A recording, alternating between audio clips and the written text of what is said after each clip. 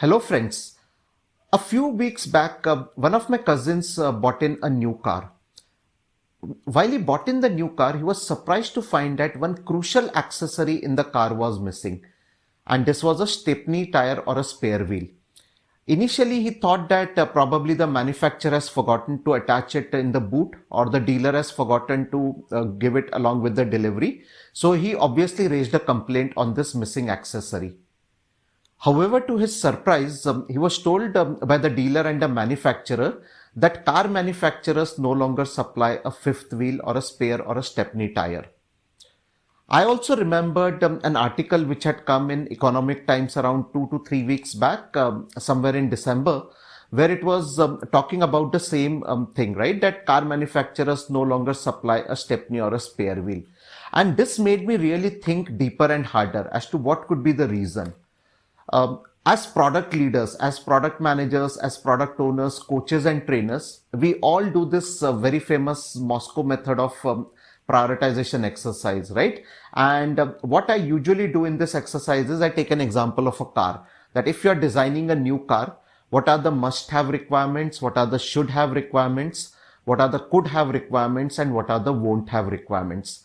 And from my experience of doing this exercise for the last 4 to 5 years, I can say with confidence that 90 to 95% of the participants will put stepney as a must-have requirement.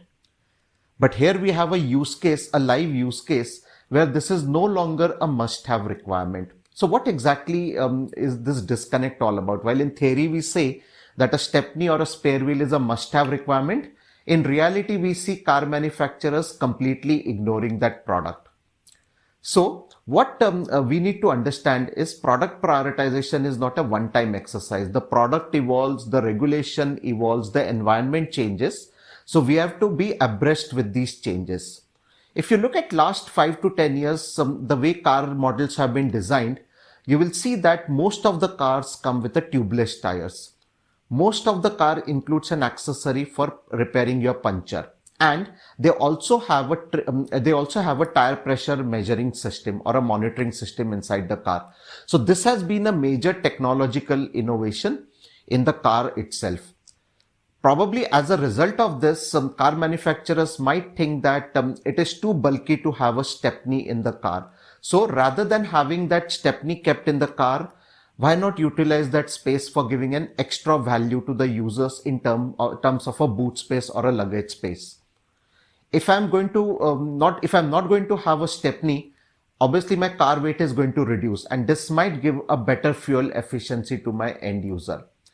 Also, another benefit which I could get out of this is that, there will be a lesser cost, right? I don't have to charge for a fifth tire to the consumer, resulting in an overall price reduction. So if you look at this technological innovation and the outcome and the business value it brings, I think it's a win-win situation, both for the manufacturers as well as for the consumers.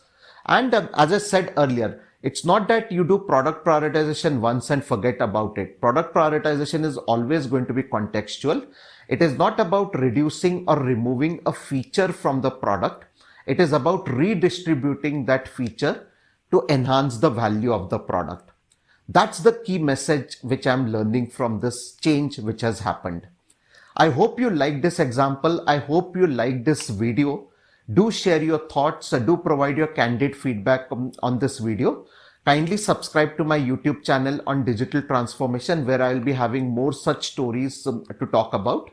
This is Ashutosh Bhatodekar signing off for the moment. Thank you.